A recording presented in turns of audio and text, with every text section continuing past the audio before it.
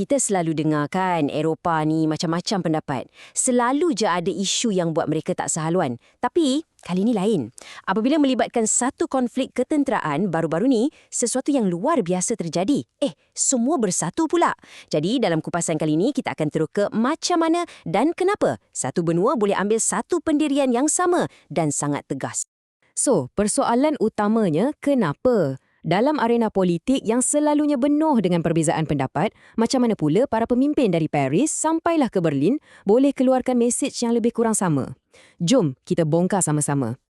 Okey, untuk kita betul-betul faham betapa kuatnya pendirian mereka ini, kita kena dengar sendiri apa yang mereka cakap. Apa kata kita buat satu kembara ringkas merentasi Eropah dan dengar sendiri mesej yang konsisten ni. Baiklah, perhentian pertama kita. Paris. Dari sini, mesej dia memang jelas dan tegas. Takkan ada penglibatan secara terbuka dalam situasi sekarang. Dengar tu? Ini bukan kenyataan main-main tau. Inilah nada yang kita akan dengar diulang-ulang di seluruh Eropah.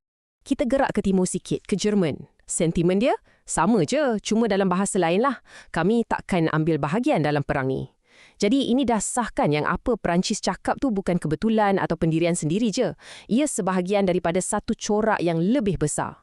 Dan akhir sekali, kita dengar rumusan yang paling straight to the point dalam bahasa Inggeris, ini bukan perang Eropah. 3 perkataan je, tapi 3 perkataan ni dah cukup untuk gambarkan sentimen satu benua. Satu penolakan secara berjemaah. Jadi apa yang kita nampak ni, ini satu benda yang jarang-jarang berlaku dalam politik Eropah tau. Satu barisan yang betul-betul bersatu. Walaupun bahasa lain, budaya politik lain, tapi mesej dia satu je dan sangat jelas. Jangan haraplah ada campur tangan tentera secara langsung. Pintu tu dah tertutup rapat. Tapi, pendirian ni bukan setakat cakap-cakap kosong je. Ia ada kesan sebenar. Atau lebih tepat lagi, kesan ketidakkan tindakan di satu lokasi geografi yang sangat spesifik. Jom kita tengok kat mana sebenarnya garisan merah Eropah ni. Fokus kita sekarang tertumpu kat sini, Selat Hormuz. Ini bukan sebarangan laluan air.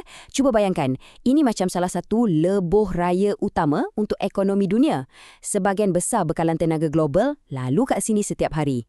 Dan bila kita cakap pasal Selat Hormuz ni, ada satu istilah penting yang muncul. Garisan Maskat. Apa benda ni? Senang cerita, anggap je ia macam satu sempadan yang tak boleh dilanggar. Satu garisan halimunan atas peta yang Eropah dah setuju sesama mereka. Kalau langgar garisan ni, maknanya mereka dah langgar dasar tak campur tangan mereka sendiri. Dasar diorang ni sebenarnya ada 2 bahagian penting. Pertama, Eropah takkan guna aset tentera mereka untuk lindungi kapal-kapal di Selat Hormuz. Kedua, dan ini yang paling penting, mana-mana misi Eropah yang dah sedia ada kat kawasan tu dilarang sama sekali untuk bergerak ke utara melepasi garisan Muscat tadi. Nampak tak? Pendirian mereka ni sangat terkawal, sangat defensif. Okey, jadi sekarang kita dah tahu apa dasar Eropah dan di mana ia terpakai. Sekarang, tibalah soalan yang paling besar. Kenapa?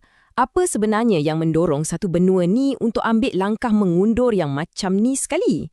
Sebab-sebabnya ia datang dari beberapa keyakinan utama. Yang pertama dan yang paling asas sekali bagi mereka, ini bukan perang Eropah. Simple. Kedua, dari sudut praktikal pula, memang tak ada selera politik langsung dari negara-negara anggota untuk terlibat. Mereka risau sangat kalau tersilap langkah sikit je boleh cetuskan api yang lebih besar dan heret mereka masuk dalam konflik. Dan kena ingat, ini bukan keputusan last minute. Ini memang pendirian mereka dari hari pertama lagi. Tapi penting untuk kita faham betul-betul. Ini tak bermakna Eropah tak peduli ya. Jauh sekali. Sebaliknya ini adalah satu pengiraan strategik yang dibuat dengan sengaja. Satu keputusan bersama yang menimbang risiko campur tangan lawan faedah berkecuali. Dan akhirnya mereka pilih untuk tak terlibat. Walau bagaimanapun, pilih untuk tak masuk campur tak bermakna dorang tak risau. Walaupun Eropah pilih untuk jadi penonton je, mereka tetap perhatikan dengan penuh debaran. Jadi, apa sebenarnya yang paling merisaukan mereka tentang masa depan? Petikan ni memang tepat sekali menggambarkan perasaan tu. Semua orang bimbang tentang apa yang akan jadi kesudahannya. Nampak? Walaupun mereka tak bertindak, bayang-bayang ketidaktentuan tu tetap ada menyelubungi seluruh benua. Ada satu rasa risau yang dikongsi bersama. Risau tentang apa kesudahan krisis ni nanti. Dan ini membawa kita kepada persoalan terakhir yang paling besar. Bila satu blok kuasa dunia macam Eropah dengan sengaja pilih untuk jadi penonton je, apa kesannya pada keseimbangan kuasa global? Macam mana tindakan mereka untuk tak masuk campur ni akan membentuk penamat konflik tu? Itulah persoalan besar yang jawapannya, terus terang cakap, tak ada siapa yang tahu lagi.